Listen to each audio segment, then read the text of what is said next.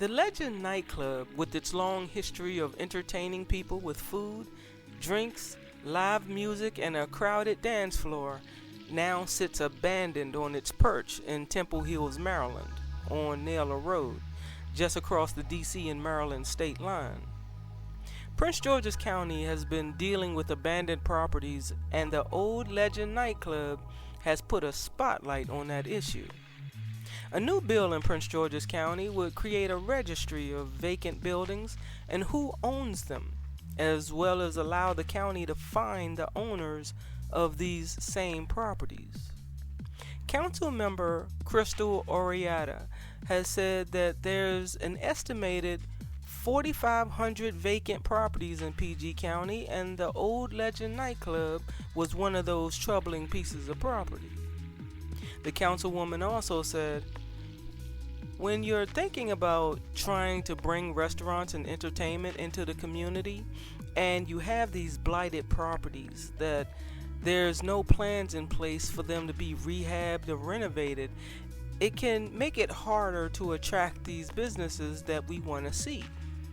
The goal is that it's so cost prohibitive for these properties to stay vacant and abandoned that it pushes them to either develop the property, get in new tenants, or sell the property. The Legend nightclub had its heyday that began in the 1940s under a different name. This oddly shaped building was a nightclub called the Quonset, and it was the highlight of the nightlife for where Southeast DC met the Maryland state line in Temple Hills. The Naylor Road metro station now sits across the street from the now closed and abandoned nightclub. In those days, the neighborhood had a large number of heavily Southern accented white working class people because Southerners migrated north for the wartime jobs in DC. The Quonset had a classy reputation in the 1940s and 1950s. There were jazz musicians always playing, a bamboo room in the basement, and the cost of the meals was so low they were advertised at pre-war prices.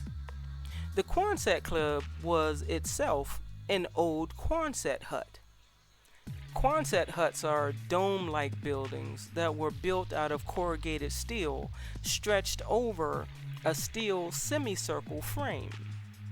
These buildings started as barracks for the soldiers during World War II and could be easily built on site. Hundreds of thousands of Quonset huts were made during the war, and the military surplus was later sold to the public. To go back in history, the Narragansett Indians were a northeastern Algonquian Native American people in Rhode Island. In 1709, the Narragansett Indians quitclaimed their New England tribal lands under pressure from the British colonizers. By 1717, the area had been divided into farming plots purchased by the European immigrants. Quonset Point is a small peninsula in Narragansett Bay in Rhode Island. The birthplace of the U.S. Navy on Quonset Point is also the birthplace of the Quonset Hut, the original land of the Narragansett Indians. Quonset appears to translate either into long place, round shallow cove, or boundary. The Quonset huts were first manufactured in 1941 when the U.S. Navy needed a lightweight, all-purpose building that could be shipped anywhere and assembled without any skilled labor in one day using only hand tools. These buildings were used as storage spaces, office spaces, residential homes, all types of businesses, and this one became a dinner club. As classy as the Quonset Club was with its expensive decor, the opposite could could have been said about Strick's restaurant, a rowdy little restaurant about a half a mile down the street at the intersection of Naylor Road and Branch Avenue. People went to Strick's restaurant for a different, down-home, laid-back type of atmosphere. Strick was a raunchy, butt-ugly roadhouse diner where country music was blasting all night, and the fistfights spilled out into the parking lot. But the locals that were in search of something fancier, they went to the Quonset. The Capitol Hill elite that may have been slumming when they hung out on this side of the Naylor Road strip, but for the people who lived nearby, the Quonset Club represented a step up in class, while Strick's was a good old party away from home. The Quonset was a club on the outskirts of town that offered downtown DC thrills with a low-budget take on the high life. From the outside, the Quonset wasn't much. The name was on a plain wall with a no-frills design that reminded you of those prefab facilities that were built fast and cheap for the military's personnel. Yet on the inside, the club had dressed up that old drab building into an inviting, glamorous, and whimsical party hall. The crucial element was the canopy over the entryway, above a red carpet that was rolled out like a welcome mat for patrons who wanted to dream big on those pre-war prices. It gave the Quonset a touch of Sunset Boulevard glamour, which the surrounding neighborhood was sorely in need of. The Quonset was billed as a refuge and an alternative to rubbing shoulders with the uncouth southern hayseeds of nearby Anacostia. Back then, that was one of DC's most Dixie-fried neighborhoods. When you stepped inside, there was no question. The Quonset had class. For locals and the performers too. The Quonset was where you could live out a version of the American dream. But you went to Strick's up the street for a bracing reminder of where you came from. You went to the Quonset, especially in those first few decades after the war, to reinvent yourself. With its dance floor and bamboo room for private parties, it was high on the pecking order of nice joints to hang out in. But the entertainment began to change and became a little risque. Burlesque dancers would give you a titillating dance that would tease you by slowly removing items that covered their bodies. They would use a fan of feathers to cover themselves, knowing that you wanted to see what's not covering them under those feathers. But it didn't take long for the clothes to eventually come off completely. By 1951, the Quonset featured burlesque dancers like Wiggles Grayson and Sheila the Peeler Ryan. The house orchestra lent an air of elegant sophistication while a shapely woman peeled off clothing while dancing in front of you. In September 1951, you could have found yourself at the Quonset with your date by your side, witnessing history in the making because it was the DMV debut of Blaze Starr, the former Fannie Belle Fleming from West Virginia, soon to be known to the public as the Queen of Burlesque. Years later, after her career had taken off from the pages of the Esquire magazine, she landed in the arms of first John F. Kennedy in private, and finally Louisiana Governor Earl Long in public.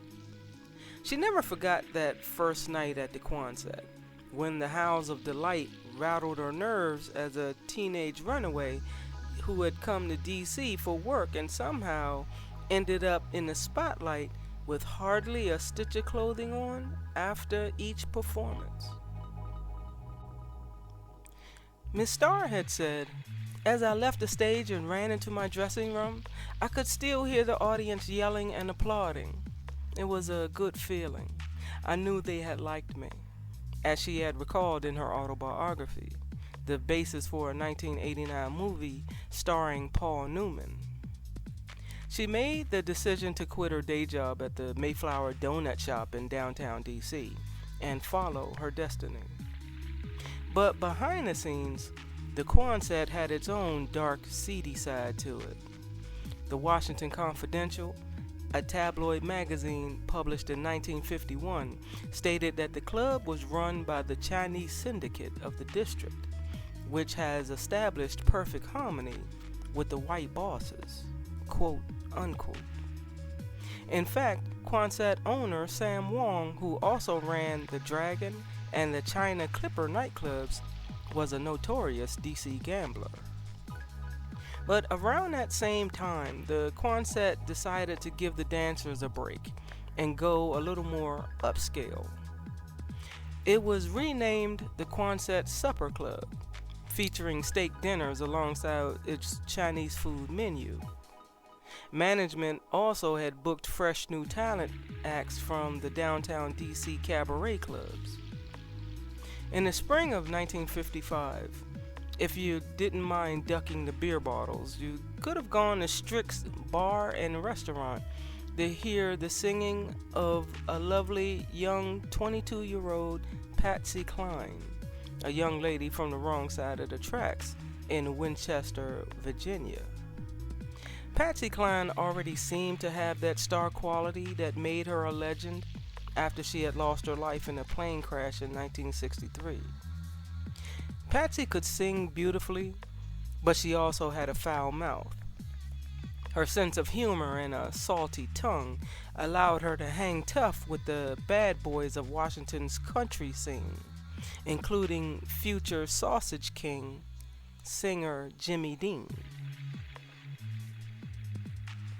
Future Hee Haw host Roy Clark grew up in the white, working-class D.C. neighborhood, the Washington Highlands in Southeast. He had played the bars since he was 14. He was an aspiring prize fighter when he was young, but what made him queasy was witnessing what he had said was nasty, terrible, mind-boggling brawls at places like the Dixie Pig, Club Hillbilly, and Strick's Bar. I saw eyeballs laid out on a guy's cheek, Roy Clark said in his autobiography. I saw people hit in the face with a full beer bottle, so I backed down from fights. When Charlie Daniels made it to the DMV in 1958 with his band and electric guitar, the North Carolina native sported a crew cut, a short-sleeved collared shirt, and big black glasses.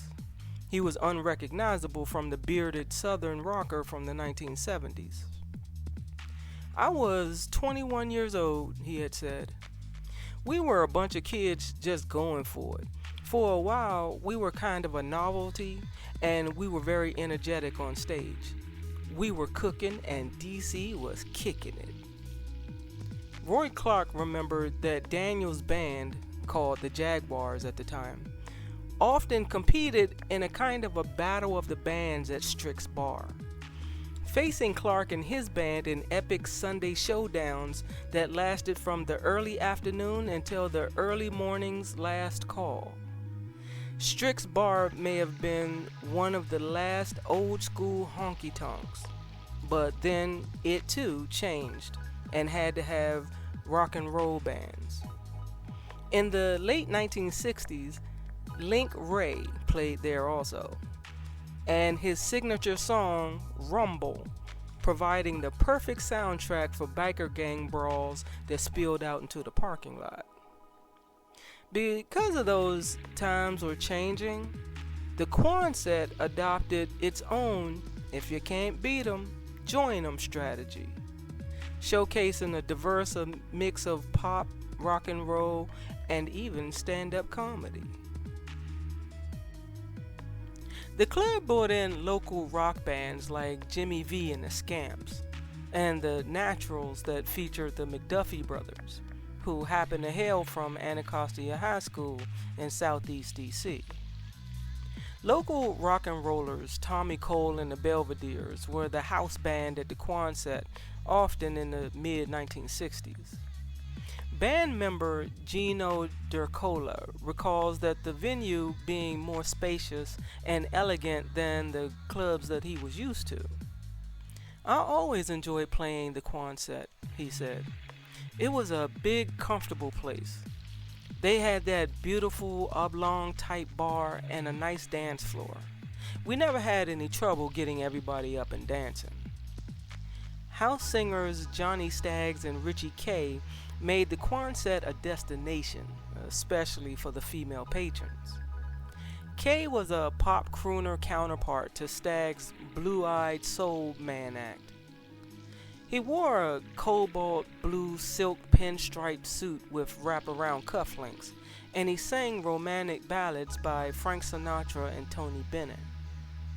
The Quonset still had its no jacket, no admittance dress code, and it was a supper club that was fancy with valet parking where you get a dinner and 2 floor shows a night. It was that time period when a lot of people were dressing casual to go out, but at the Quonset, the ladies used to come in with evening gowns and wraps. Still, Richie Kay had that sense that it was an end of an era on Naylor Road. "It was a last hurrah for that kind of show at the Quonset," he said. In the 1970s, everything went downtown. At the start of the 1960s, the city outside of the club was in upheaval. What once used to be a lily-white neighborhood surrounding the club were now a salt and pepper mix because white flight took a slice out of the demographics that had been in place since the 1930s. Even though the times were changing, tradition was trying desperately to stay in place. Strick's restaurant was still looking for white waitresses in the 1960s. Towards the end of its run in the 1970s, the Quonset featured in its downstairs lounge entertainment acts just too edgy for the main stage upstairs. It was a refuge for oddball and long-haired psychedelic groups not known outside of a small niche of people. The Quonset's crowds changed and faded with the different music fads over the years. The entire culture had changed in DC and in America. The brand of titillation that made the Quonset famous had later changed into stale nostalgia. Blaze Starr seemed like an old relic in a negligee next to the hardcore nudie shows that later became very popular. Down the street at Strick's bar, the party came to a sudden end in 1973 when the owner was fatally shot during a robbery, and the live music was discontinued 2 years later. The spacious dance floor and restaurant was eventually walled off to the public, and the license for live music wasn't renewed. The bar is still standing, but it isn't being used. Strick's is now only a liquor store. In the early 1990s, the Quonset had a new owner, and the old dinner club morphed into an R&B dance club renamed The Legend.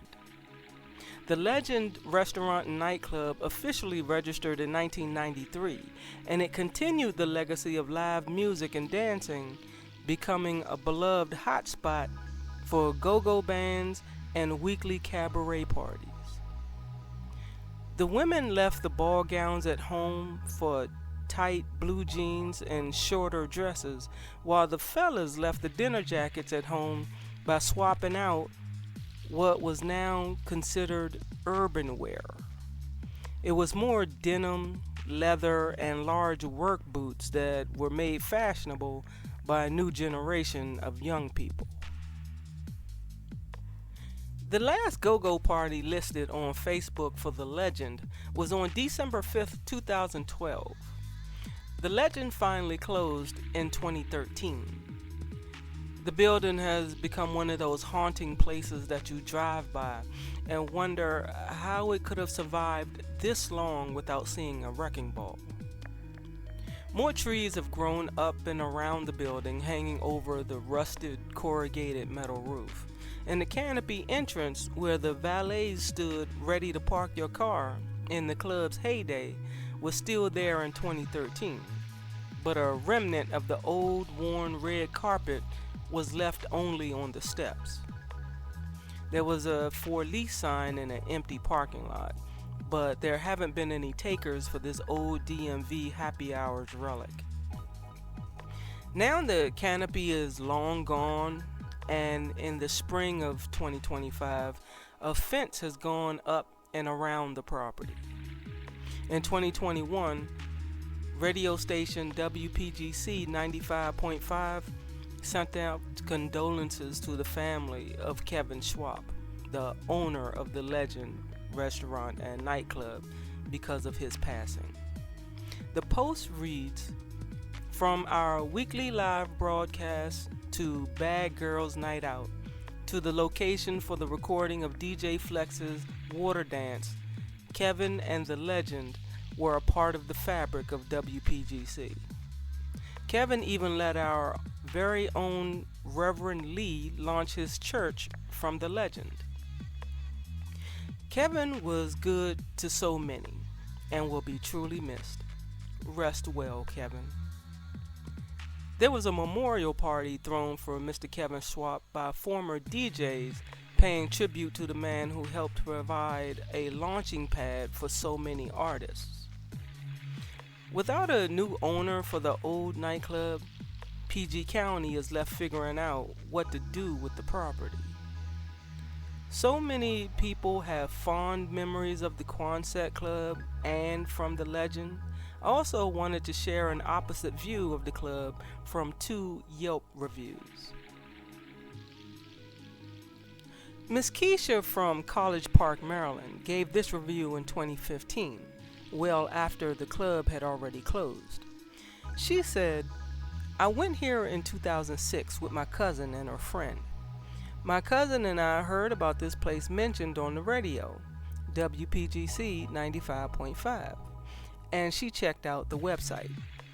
We thought this place was okay to go on a Saturday night, so we got ready, picked up her friend, and we were on our way to the Legend. When we pulled up there, the lighting outside looked ghetto. Half of the letters weren't lighting up, and outside of the building looked like the outside of an old roller skating rink, and the line to get in before midnight was long, and the security check was thorough. But just as some Yelpers mentioned, this club is in the ghetto.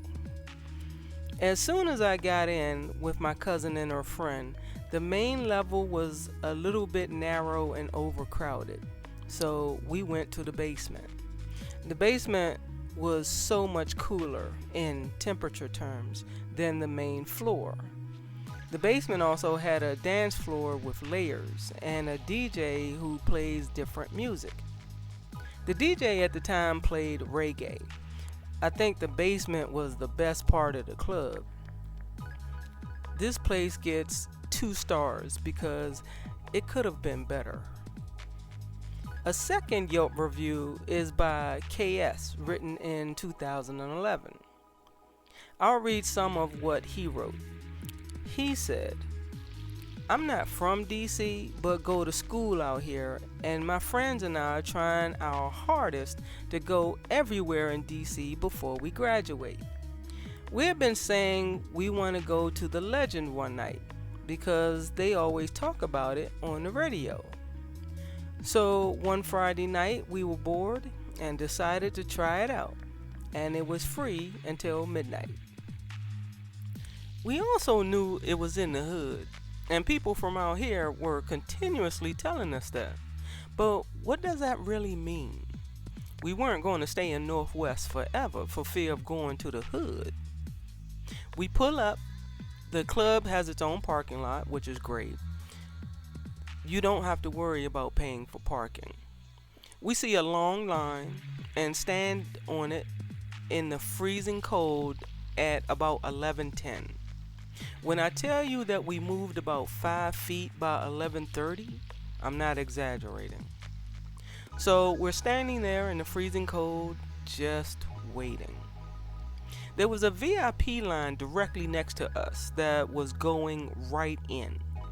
It was freezing and we were getting nowhere fast. We knew we weren't getting in by 12 o'clock. So we paid either $15 or $20 to get in through the VIP line. We walk up, pay our money, and then are directed to take a seat while we're still outside. Next, we are instructed to take our shoes off. So the security proceeds to shake out our shoes and feel the bottom of our feet. They do a thorough check of our arms and everywhere else. Seemed like she was trying to cop a feel because some people were checked a little longer than others. Whatever the case was, we fixed our arms and walked in. We walked into what looks like a skinny sports bar without the tables and with a stage. There were a whole bunch of posters and things on the wall. I mean, it wasn't the nicest place, but I wasn't focused on that. We just wanted to have a good time. The bathroom was surprisingly decent. Nice. Not what I expected. There was also a basement where there was another DJ where you could party. Well, this is definitely a local spot. Don't expect the crowd you see at Club Love or any other well-known clubs in DC. This was a 21 plus night. I would say the crowd sorted from about 20 to 30. The place was definitely packed, and also like 3 fights. Yes, there were fights, but the security did a great job getting them out before they could get a chance to really fight. On Fridays, they had a go-go band performing. I forgot what band it was, but they were really good. Everyone was just having a good time.